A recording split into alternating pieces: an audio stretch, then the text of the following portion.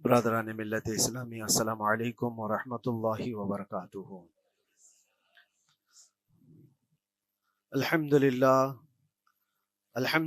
الحنان المنان الذي خلق الانسان وعلمه البيان، والصلاة والسلام على رسوله سید الانس والجان وعلى آلہ واصحابہ ذوی الخیر والاحسان، اما بعد فاعوذ باللہ من الشیطان الرجیم، بسم اللہ الرحمن الرحیم۔ وَأَمَّا بِنِعْمَةِ رَبِّكَ فَحَدِّثْ، صدق اللہ مولانا العظیم۔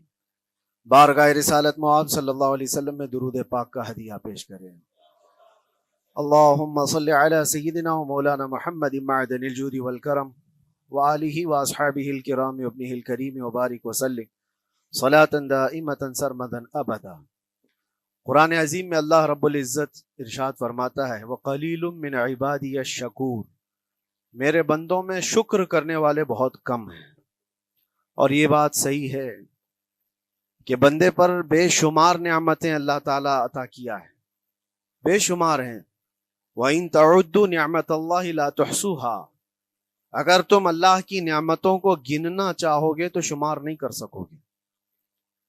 شیخ سعدی رحمۃ اللہ تعالی علیہ فرماتے ہیں کہ تمہارا ایک سانس لینا بھی نعمت ہے، سانس کا باہر نکالنا بھی نعمت ہے، اور اگر صرف سانسوں کی نعمتوں کا شکر ادا کرنے پر بندہ بیٹھ جائے تو پوری عمر اس کی تمام ہو جائے۔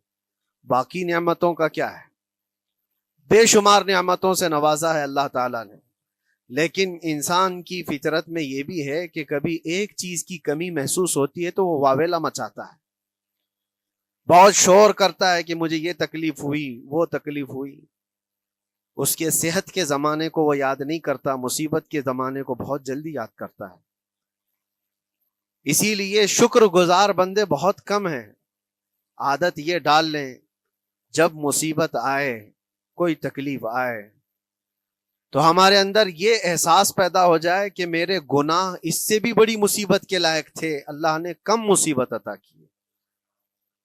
جب کوئی بیمار ہو جائے، جب کبھی کسی آفت میں مبتلا ہو جائے تو یقیناً درد تو ہوتا ہے، آدمی سہن نہیں کر پاتا، لیکن احساس دل میں یہ پیدا کرے اگر وہ انصاف کرنے پر آئے رب تبارک و تعالی میرے ہر گناہ کے بدلے بڑی بڑی سزائیں دے سکتا ہے، میں چھوٹی سی سزا میں ملوث ہوں، اللہ کریم اس کا شکر ہے۔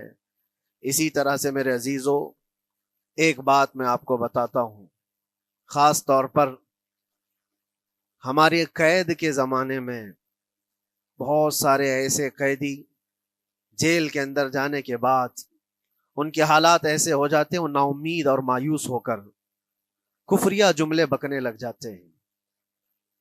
ان کے حالات ایسے ہو جاتے ہیں کوئی خدا نہیں، اگر ہوتا تو ہماری سنتا۔ بہت کچھ عبادتیں بھی کرتے ہیں، نہیں جب قبول ہوتی ہے تو مایوس ہو جاتے۔ تو یہ تو اندر کے حالات ہیں، باہر بھی کسی کے ساتھ ایسا ہو سکتا ہے۔ میں تو 10 سال سے دعا کر رہا ہوں، اولاد ہی نہیں ہوئی، کوئی یہ کہتا ہے۔ شادی ہو گئی، 10 سال ہو گئے، بچے نہیں ہو رہے ہیں۔ کوئی یہ کہتا ہے کہ میری بیٹی کا رشتہ ہی نہیں ہو رہا، ہر وظیفہ کر لیا، ہر دعا کر لیا، پھر یہاں سے نا امیدی، نا شکری۔ یہ جملے انسان کو کہاں تک پہنچا دیتے ہیں۔ ایک بات میں آپ کو بتاؤں، مولا علی کرم اللہ وجہہ الکریم کی یہ حکمت بھری بات ہے، ارشاد فرماتے ہیں جب کبھی مصیبت آئے اللہ کی طرف سے تو یہ امتحان ہے یا سزا ہے، کیسے پتا چلے؟ ظاہر سی بات ہے، ہر کوئی یہ کہتا ہے یہ تو اللہ کی طرف سے امتحان ہے، آزمائش۔ ہم بھی اندر تھے تو یہ بار بار احساس دلایا جاتا تھا، اور بعض لوگ یہ کہتے تھے کہ اللہ کی طرف سے آزمائش ہے، امتحان ہے، اس کو گزار لیجیے۔ بعض مرتبہ امتحان ہے اور بعض موقعوں پر سزا ہے، اور سزا کب ہے اور امتحان کب ہے یہ کیسے پتا چلے؟ بہت بڑا فارمولہ ہے۔ مولا علی کرم اللہ وجہ الکریم فرماتے ہیں جب کبھی تم پر کوئی مصیبت آئے تو یہ دیکھ لینا ان مصیبتوں کے دن میں تم اگر اللہ سے زیادہ قریب ہو گئے ہو، دعا زیادہ کرنے لگ گئے ہو، وظیفے زیادہ کرنے لگ گئے ہو، تو اس کا مطلب ہے کہ اللہ تعالیٰ تم کو امتحان میں رکھا ہے۔ اور اگر مصیبتوں کے آنے کے بعد بندہ دور ہو جاتا ہے اللہ سے، پھر وہ بپھر جاتا ہے، گناہ زیادہ کرنے لگتا ہے، تو سمجھ لو یہ سزا میں ملوث ہے۔ اب سب کی زندگی میں یہ مصیبتیں جب آتی ہیں تو خود اپنے آپ کو ریئلائز کرے، احساس کر کے دیکھے کہ مصیبت آئی ہے تو میرے ہاتھ میں تسبیح آ گئی یا پھر گالی گلوچ، مصیبت یا آفت آئی ہے میرے گھر پر تو میں عبادت اور نماز کی طرف زیادہ جا رہا ہوں یا پھر عیش و عشرت کی طرف زیادہ جا رہا ہوں، تو تمہیں خود پتا چل جائے گا کہ تم اللہ کی طرف سے امتحان میں ہو یا پھر سزا میں ہو۔ میرے عزیزوں، بہت مقامات ایسے ہیں جہاں پر بظاہر مصیبت کی حکمت ہمیں نہیں معلوم ہوتی کہ کیوں آئی یہ مصیبت، کیوں دی گئی ہے ہمیں ایسی تکلیف۔ اسی کا نام تقدیر ہے کہ اللہ تعالیٰ کے لکھے ہوئے پر راضی رہنا یہ مومن کی شان ہے۔ مومن کو ہمہ وقت اللہ تبارک و تعالیٰ کی طرف سے لکھی ہوئی اس تقدیر پر راضی رہنا ہے۔ آپ کو میں ایک بات بتا دوں، حضرت ابو جندل ایک صحابی ہیں، مکہ مکرمہ میں ایمان لائے، رسول پاک صلی اللہ تعالیٰ علیہ وسلم جب ابھی مکہ میں تھے، اس وقت غریب صحابہ کو کفار مکہ، مشرکین مکہ کس طرح سے پکڑ کر مارتے تھے، کیسے کیسی سزائیں دیا کرتے تھے۔ اسی اسنا میں اللہ کے نبی صلی اللہ علیہ وسلم ہجرت کر کے مدینہ تشریف لے گئے، لیکن جو ابو جندل تھے یہ قید میں تھے، قید میں تھے، ان کا باپ خود ان کو قید میں رکھا ہوا تھا، اور ایسی قید کہ زنجیریں بندھی ہوئی رہتی تھی، مسلسل کئی سال گزر گئے۔ حضور پاک صلی اللہ تعالیٰ علیہ وسلم کی ہجرت کے 6 سال گزر جانے کے بعد 7واں سال تھا جب آپ کو بتاؤں حدیبیہ کا وہ منظر پیش آیا جس کو صلح حدیبیہ کہا جاتا ہے۔ تقریباً 1400 صحابہ کے ساتھ رسول کریم صلی اللہ تعالیٰ علیہ وسلم عمرہ کرنے کے لیے آئے، لیکن اس وقت مکہ کے کفار و مشرکین مکہ سے تقریباً 35 کلومیٹر باہر دور آپ کا راستہ روک لیا، کہا ہم آپ کو عمرہ کرنے نہیں دیں گے، آپ کے اصحاب کو، آپ کے صحابہ کو ہم مکہ میں انٹر ہونے نہیں دیں گے۔ جنگ جیسی نوبت آ گئی تھی، لیکن حضور پاک صلی اللہ تعالیٰ علیہ وسلم اور صحابہ احرام پہن کر کے عمرہ کرنے کے لیے آئے، تو پھر درمیانی راستہ یہ اختیار کیا گیا۔ حضور پاک صلی اللہ علیہ وسلم نے فرمایا کہ ہم صلح کر لیتے ہیں، کچھ ایگریمنٹ ہو جائے ہمارے اور تمہارے درمیان، جنگ نہیں کریں گے، آج سے جنگ بندی ہو جائے۔ تو کفار مکہ اس بات پر راضی ہوئے، اور اس کے بعد صلح، جس کو کہتے ہیں صلح حدیبیہ، یہ بہت مشہور ہے۔ صلح حدیبیہ ہوئی، اس میں سارے پوائنٹس جو لکھے گئے تھے ایگریمنٹ کے اندر وہ سب مکہ والوں کی حمایت میں زیادہ تھے، دبا کر کے انہوں نے صلح کی تھی اس طرح سے ان کے زوم کے مطابق، یعنی اگر کوئی مکہ سے بھاگ کر مدینے جائے تو انہوں نے ایگریمنٹ میں لکھایا تھا کہ آپ کو وہ شخص ہمیں واپس کرنا پڑے گا، اور اگر مدینے سے کوئی بھاگ کر ہمارے پاس آئے تو ہم اس کو اپنے پاس رکھیں گے، ہم باہر واپس نہیں بھیجیں گے۔ تمہارا کوئی آدمی ہمارے پاس آ گیا بھاگ کر کے، یا ہمارا ہی وہاں رہنے والا کوئی آدمی آ گیا آپ کی امان سے نکل کر کے، تو ہم اس کو اپنے پاس رکھیں گے۔ ایسی بہت ساری شرطیں تھیں، میں کیوں کہہ رہا ہوں یہ بات سن لیجیے۔ یہ صلح حدیبیہ ہو گئی، ایگریمنٹ ابھی لکھا جانا تھا، وہ ابو جندل صحابی جو کئی سالوں سے مکہ میں قید میں تھے، زنجیریں توڑ کر کے وہ باہر نکل آئے، اور جب ان کو یہ خبر ملی کہ مکہ سے 35 کلومیٹر دور اللہ کے نبی صلی اللہ تعالیٰ علیہ وسلم اپنے صحابہ کے ساتھ پڑاؤ ڈالے ہوئے ہیں اور تشریف لانے والے ہیں، کسی طرح بچ بچاتے ہوئے وہ وہاں پہنچ گئے حدیبیہ کے مقام پر۔ جیسے ہی وہ پہنچے صحابہ میں ایک شور ہو گیا، صحابہ جانتے تھے کہ کتنے سالوں سے ابو جندل قید میں ہے، طرح طرح کی اذیتیں اٹھاتا ہے، بہت مصیبتیں اٹھائی ہیں ابو جندل۔ دیکھا ان کے جسم پر پورے زخموں کے نشان تھے، ہاتھوں اور پیروں میں زنجیریں لٹکی ہوئی تھیں۔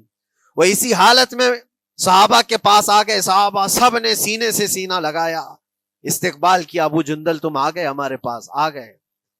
اب بات سنو، بڑی حیرت کی ہے، ایگریمنٹ لکھا جا رہا تھا اور ابو جندل مکہ سے فرار ہو کر کے آئے تھے۔ ابو جندل کا جو باپ ہے اور دوسرے جو رئیس مکہ کے تھے، قریش کے سردار، سبوں نے ہاتھ روک لیا اور کہا ہمارا ایک آدمی بھاگ کر آپ کے پاس آیا ہے، ایگریمنٹ کے مطابق اس کو آپ ہمیں واپس کرنا ہوگا، واپس لوٹانا ہوگا۔ مکہ میں رہنے والا شخص آپ کے پاس آیا ہے، وہ ہمارا قیدی ہے۔ حضور پاک صلی اللہ تعالی علیہ وسلم نے فرمایا ابھی تو لکھا نہیں گیا، اس سے پہلے وہ آیا ہے، چھوڑ دو اس کو، اس کے بعد جو بھی ہوگا اس پر عمل کریں گے۔ مکہ والوں نے کہا نہیں، ہم نہیں مانتے اس چیز کو۔ حضور پاک صلی اللہ تعالی علیہ وسلم نے یہاں تک فرمایا اس ایک شخص کو میری ضمانت میں دے دو، باقی تمہاری ساری شرطیں منظور کر لی جائیں گی۔ وہ رحمت للعالمین، نبی اکرم صلی اللہ تعالی علیہ وسلم اپنے غلاموں پر رحم کیسے نہ کریں؟ جب ان حالات میں دیکھا ابو جندل کو تو صحابہ بھی حضور کے پاس آئے اور کہا یا رسول اللہ صلی اللہ علیہ وسلم صلح کیوں کر رہے ہیں ان کے ساتھ؟ جنگ کریں گے ہم ان کو، ہم نے بدر میں، احد میں، خندق میں ان کے ساتھ جو مقابلے کی ہمیں تجربہ ہے، ہم ان کے پرخچے اڑا دیں گے، آپ اجازت دیں ہم جنگ کریں گے۔ اللہ کے نبی فرماتے ہیں میں جو دیکھ رہا ہوں وہ تم نہیں دیکھ رہے ہو، اللہ کا حکم نہیں ہے جنگ کرنے کا، صلح ہے۔ صلح ہو گئی، لکھا جا رہا تھا، اور یہ ابو جندل آئے۔ اب جب حضور پاک صلی اللہ تعالی علیہ وسلم نے فرمایا ٹھیک ہے، ایگریمنٹ کے مطابق ابو جندل کو مکہ واپس بھیجنا پڑے گا، اتنا فرمایا تھا حضور نے، ابو جندل دھاڑے مار مار کر رونے لگے اور صحابہ کو جا کر کے اپنے زخم دکھانے لگے کہ دیکھو مجھے واپس بھیجا جا رہا ہے، مجھے واپس بھیجا جا رہا ہے۔ تو صحابہ کے اندر بھی جوش تھا، اپنا آدمی جب کوئی اتنا مظلوم ہو، اتنا مار کھایا ہو، اور پھر واپس انہی ظالموں کے سامنے اس کو بھیجا جانا ہو تو کیا کیفیت ہوگی۔ تو وہ ابو جندل سارے صحابہ کے بیچ میں چھپ چھپاتے ہوئے رو رہے تھے۔ اللہ کے نبی صلی اللہ علیہ وسلم تشریف لائے اور فرمایا ابو جندل میں کہہ رہا ہوں واپس چلے جاؤ، واپس جاؤ، مکہ جاؤ۔ تو انہوں نے کہا یا رسول اللہ صلی اللہ علیہ وسلم ان زخموں کے ساتھ واپس جاؤ؟ اللہ کے نبی صلی اللہ علیہ وسلم نے فرمایا ہاں ابو جندل، اللہ کی مرضی یہی ہے، اور اللہ کا نبی وہی کہتا ہے جو اللہ کی مرضی ہوتی ہے۔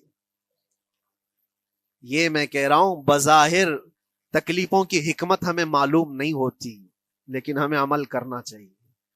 نبی پاک صلی اللہ تعالی علیہ وسلم کا جب حکم ہوا، ابو جندل انہی زنجیروں کے ساتھ ان کے باپ کے حوالے کر دیے گئے، وہ گھسیٹتے ہوئے لے جا رہا تھا، گھسیٹتے ہوئے واپس انہی قیدیوں کی طرح لے جا رہا تھا۔ سب کی آنکھوں میں آنسو تھے، لیکن حکمت الہی کیا ہے یہ کون جانتا ہے؟ بظاہر اللہ تبارک و تعالیٰ کی طرف سے یہ دی ہوئی آزمائشیں، یہ تکلیفیں، اس کی حکمت وہ بہتر جانتا ہے۔ جب ابو جندل کو واپس کیا گیا، ایک سوال اٹھتا ہے میرے عزیزو، یہ میں قید کی حالت میں رہ کر کے ایک شخص نے مجھ سے سوال کیا تھا، آپ تو اللہ کے نبی صلی اللہ تعالی علیہ وسلم کی ناموس کی بات کرتے ہو، حضور کی محبت کی بات کرتے ہو، ان کے عشق کی بات کرتے ہو، اور یہ بھی کہتے ہو کہ نبی پاک صلی اللہ تعالی علیہ وسلم دستگیری کرتے ہیں، اپنے غلاموں کی مدد کرتے ہیں، تو اتنے دنوں سے کیا آپ نے حضور کو نہیں پکارا؟ کیا رسول پاک صلی اللہ تعالی علیہ وسلم سے محبت اور عشق کی بات کے بعد آپ نے بھیک نہیں مانگی؟ اس وقت یہ واقعہ یاد آیا، میں تو ابو جندل کے پاؤں کے ناخن کی مٹی کے برابر بھی نہیں۔ وہ صحابی رسول تقریباً ان کے متعلق کہا گیا ہے 6 سے 8 سال تک وہ ان کی قید میں رہے، تو کیا رسول پاک صلی اللہ علیہ وسلم کو خبر نہیں تھی؟ خبر تھی، لیکن ہوتا ایسا ہے کہ جو جتنی محبت کرتا ہے اتنے ہی امتحانوں سے گزارا بھی جاتا ہے، اس کو امتحان دینے پڑتے ہیں۔ اسی لیے بار بار میں یہ بات کہتا ہوں، حضور پاک صلی اللہ تعالی علیہ وسلم کی ناموس کی بات کرنا، عظمت رسالت کی بات کرنا، یہ حلوے پراٹھے کھانے کا نام نہیں ہے، یہ شہادت گہے الفت میں ہے قدم رکھنا۔ لوگ آسان سمجھتے ہیں مسلمان ہونا، حضور پاک صلی اللہ تعالی علیہ وسلم کی شریعت طاہرہ کو بچانے کے لیے ہی تو، حضور کی ناموس کی حفاظت کے لیے ہی تو مولا امام حسین نے اپنی گردن دے دی، اپنے بچوں کی قربانی دے دی، اپنا عیش آرام سب تیاگ دیا۔ یہ ساری قربانیوں کے بعد ہی اس امتحان سے بندہ نکلتا ہے۔ وہ امام احمد بن حنبل جن کے سینے میں 5 لاکھ حدیثیں محفوظ تھیں، رسول پاک صلی اللہ علیہ وسلم کی 5 لاکھ حدیثوں کے حافظ، لیکن بغداد کے ظالم حکمرانوں نے ان کو ننگی پیٹھ پر کوڑے مارے ہیں، پہلی مرتبہ 100 کوڑے، دوسری مرتبہ پھر 100 کوڑے، تیسری مرتبہ پھر 100 کوڑے، اتنے میں تو آدمی مر جاتا ہے۔ امام احمد بن حنبل کی پیٹھ جھک گئی تھی۔ میرے عزیزو، یہی ہے جس کو ہم کہہ رہے ہیں شہادت گہے الفت میں ہے قدم رکھنا۔ اگر تم سچا ایمان رکھتے ہو تو پھر آزمائش بھی ہوگی، اللہ کریم قرآن میں فرماتا ہے وَلَيَعْلَمَنَّ اللَّهُ الَّذِينَ صَدَقُوا وَلَيَعْلَمَنَّ الْكَاذِبِينَ، اللہ تبارک و تعالیٰ ضرور آزمائے گا سچا کون ہے اور جھوٹا کون ہے۔ مصیبتیں آئیں گی، آندھیاں آئیں گی، لیکن جمے رہو، ڈٹے رہو، اللہ رب العزت سے کبھی بھی اپنا رشتہ نہ توڑو، اور جو تمہارے اندر ایمان ہے، توکل اور یقین ہے، ذرا برابر بھی فرق آنے نہ پائے۔ آج نہیں قبول ہوئی کل ہوگی، کل نہیں قبول ہوئی پرسوں ہوگی، کبھی نہ کبھی تو دعا قبول ہوگی۔ دنیا داروں کے دروازے کھٹکھٹاتے ہیں تو ایک نہ ایک دن دروازہ کھلتا ہے، وہ ارحم الراحمین ہے، وہ ارحم الراحمین ہے، دروازے کھولتا ہے، لیکن وہ بہتر جانتا ہے کس وقت دروازہ کھلنا چاہیے۔ ہم اپنی مرضی کے مطابق رب کو نہیں چلا سکتے، مولا تعالیٰ جیسا چاہے ہمیں ویسا چلنا چاہیے۔ ایک بات اور میں بتا دوں سید، یہ تو دوسرے لوگوں کی بات ہے جس میں ہمارے قصور ہیں، ہمارے جرم ہیں، ہمارے گناہ ہیں، جس کی وجہ سے مصیبتیں آئیں گی، لیکن اللہ کے نبی کا کوئی گناہ نہیں ہوتا۔ جو نبی ہوتے ہیں وہ معصوم ہوتے ہیں۔ سیدنا یوسف علیہ الصلوۃ والتسلیم اللہ کے نبی، اللہ کے نبی ابراہیم علیہ السلام کے بیٹے اسحاق علیہ السلام، اسحاق علیہ السلام کے بیٹے یعقوب علیہ السلام، یعقوب علیہ السلام کے بیٹے یوسف علیہ السلام، جن کی نسل میں انبیاء کرام، جو پورا خاندان نبوت کا ہے، وہ یوسف علیہ السلام کن کن مقامات سے گزارے گئے۔ پہلے بھائیوں نے کنویں میں پھینک دیا، اور اس کے بعد اس زہریلے کنویں سے وہ نکالے گئے۔ جنگل میں کوئی نہیں تھا جب ان کے بھائیوں نے کنویں میں پھینکا تھا۔ اس وقت ایک قافلہ جا رہا تھا، انہوں نے ڈول ڈال کر کے نکال لیا اور پھر لے کر کے گئے۔ یہاں سے کنویں سے تو نکالے، لیکن آگے کی زندگی کیا ہے؟ مصر کے بازار میں لے جا کر قافلے والوں نے بیچ دیا۔ یوسف علیہ السلام پھر خریدے گئے، کس کے ہاں؟ عزیز مصر، بادشاہ مصر کے گھر میں، اور وہاں پر زلیخا آپ پر فدا ہوئی۔ پھر آپ پر الزام بھی لگایا گیا، اور اس الزام کی بنیاد پر آپ کو جیل بھیجا گیا۔ اللہ کے نبی کے دامن پر پیوند تو ہو سکتا ہے، دھبا نہیں ہوتا۔ کسی گناہ کا تصور بھی وہ نہیں کرتے، وہ معصوم ہوتے ہیں، لیکن بغیر کسی قصور کے، بغیر کسی جرم کے آپ کو جیل بھیجا گیا۔ یوسف علیہ الصلوۃ والتسلیم جیل جب گئے، وہ نبی ہو کر کے، اور اس کے بعد دن کٹتے رہے۔ دن کیسے؟ ہفتے، ہفتے کیا مہینے، مہینے کیا سال۔ یوسف علیہ الصلوۃ والتسلیم کے 7 سال گزر گئے۔ جب کبھی کسی انوسینٹ کو، بے قصور آدمی کو تکلیف دی جاتی ہے تو اس کو احساس زیادہ ہوتا ہے، اور جرم کی وجہ سے جب کوئی تکلیف میں آتا ہے تو کمپرومائز کر لیتا ہے، میں ایسا غلطی کیا تھا، مجھے یہ جھیلنا پڑ رہا ہے۔ لیکن جس کا جرم ہی نہیں، نہ کردہ گناہ کی سزا جب دی جاتی ہے، بندہ بہت بکھر جاتا ہے، ٹوٹ جاتا ہے۔ لیکن وہ اللہ کے نبی تھے، توکل کیسا تھا، یقین کیسا تھا، صبر کے ساتھ نکالے۔ لیکن ایک بہت پیاری بات ہمیں ملتی ہے میرے عزیزوں، وہاں قیدی اور بھی تھے، اور یوسف علیہ السلام کو اللہ تعالیٰ نے ایک معجزہ عطا کیا تھا۔ وہ خوابوں کی تعبیر سچی سچی بتاتے تھے۔ خواب کی تعبیر ہوا کرتی ہے، جو بھی خواب دیکھتا ہے آدمی، اس میں اشارہ ہوتا ہے اللہ کی طرف سے۔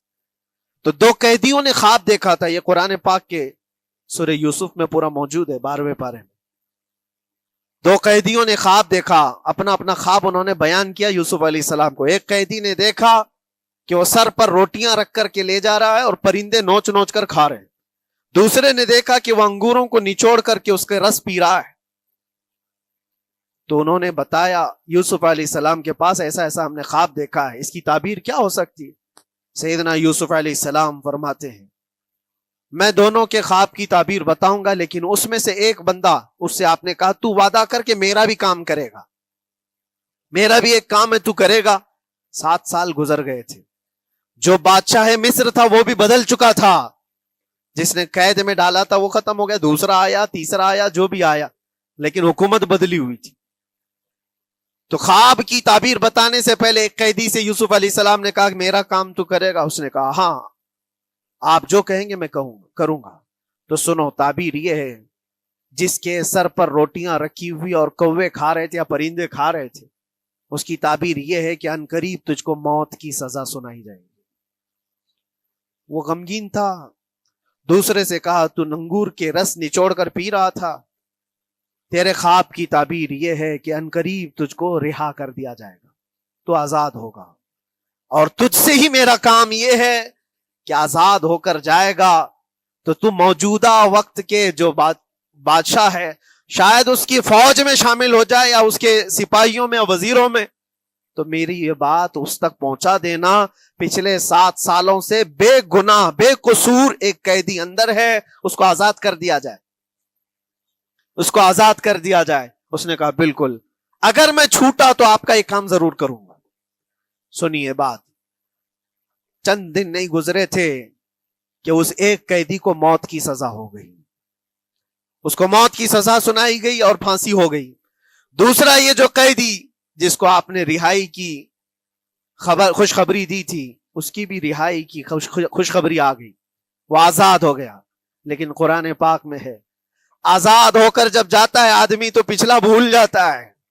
اکثر ایسا ہی ہوتا ہے، کیا جیل کے دوست کون تھے کیا تھے کچھ پتا نہیں، اور آدمی تو یہ سوچتا ہے دوبارہ کبھی ادھر کے دروازے کو بھی نہ دیکھو، آیا اور بھول گیا۔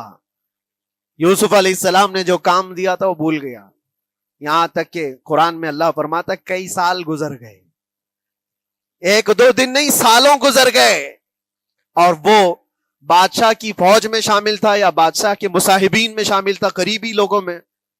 ایک زمانے کے بعد مدت ہوئی، اور اس وقت سوچیے آپ کتنا وقت حضرت یوسف علیہ السلام نے کاٹا ہوگا۔ ایک دن آپ بے اختیار رو پڑے اللہ کی بارگاہ میں۔ یہ میں آپ کو بتا رہا ہوں، کبھی کبھار انسانی فطرت کا تقاضا ہے، اللہ تبارک و تعالیٰ کی بارگاہ میں رو پڑے اور کہا اے رب العالمین، اے ارحم الراحمین، یہ دن کب ختم ہوں گے؟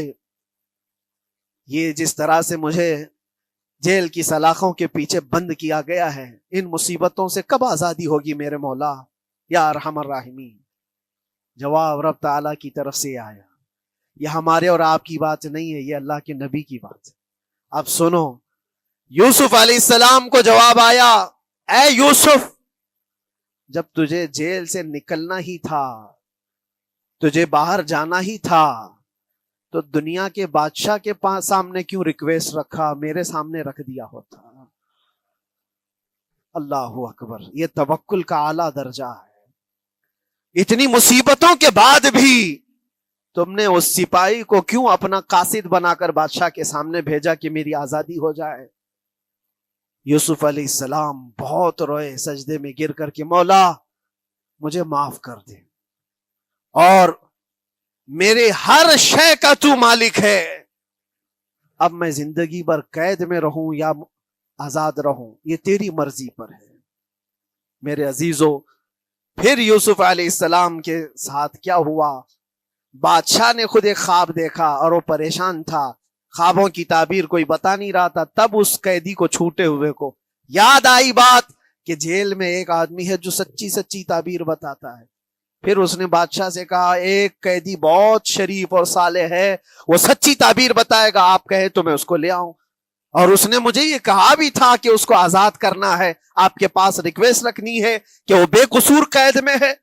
بادشاہ نے معلومات حاصل کی اور اس کے بعد پروانہ دے دیا کہ اس قیدی کو آزاد کیا جائے جس کو بے قصور رکھا گیا ہے، اور میرے خواب کی تعبیر بتائی جائے۔ یوسف علیہ الصلوۃ والتسلیم کو لوگ آئے لینے کے لیے۔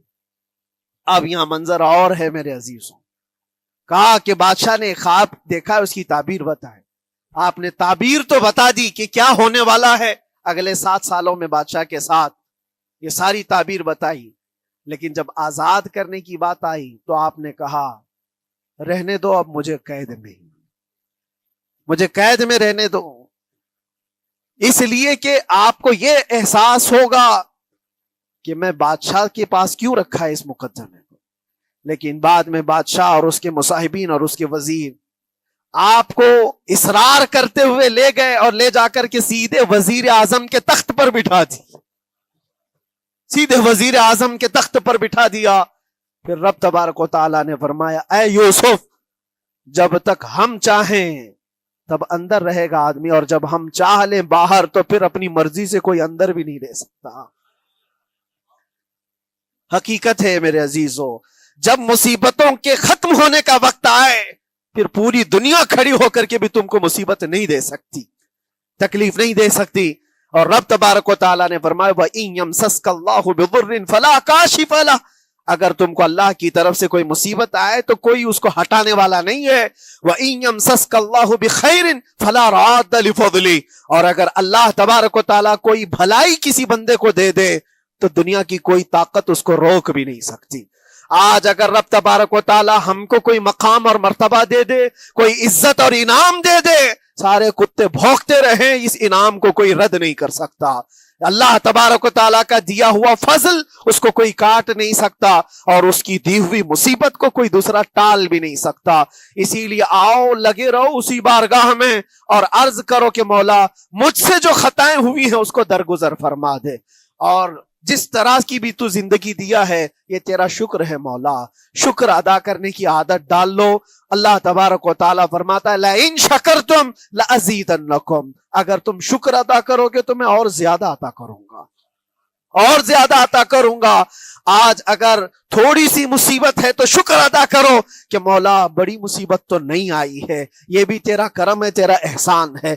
मुसीबत ज़दा लोगों को देखता हूं तो फिर मैं ये कहता हूं हाथ भी सलामत है, पैर भी सलामत है, आंख भी सलामत है, जुबान भी सलामत है, दिमाग भी चल रहा है, क्या ये शुक्र करने का मौका नहीं है? ये शुक्र करने का मकाम नहीं है? आओ हर दिन अल्लाह का शुक्र अदा करो, शिकायतें कम करो। अल्लाह तबारक व तआला को ये जिंदगी पसंद है। व आखिर दावाना अनिल हम्दुलिल्लाहि रब्बिल आलमीन। सलाम अलैकुम। वीडियो अगर अच्छी लगी हो तो लाइक शेयर कमेंट्स ज़रूर कीजिएगा।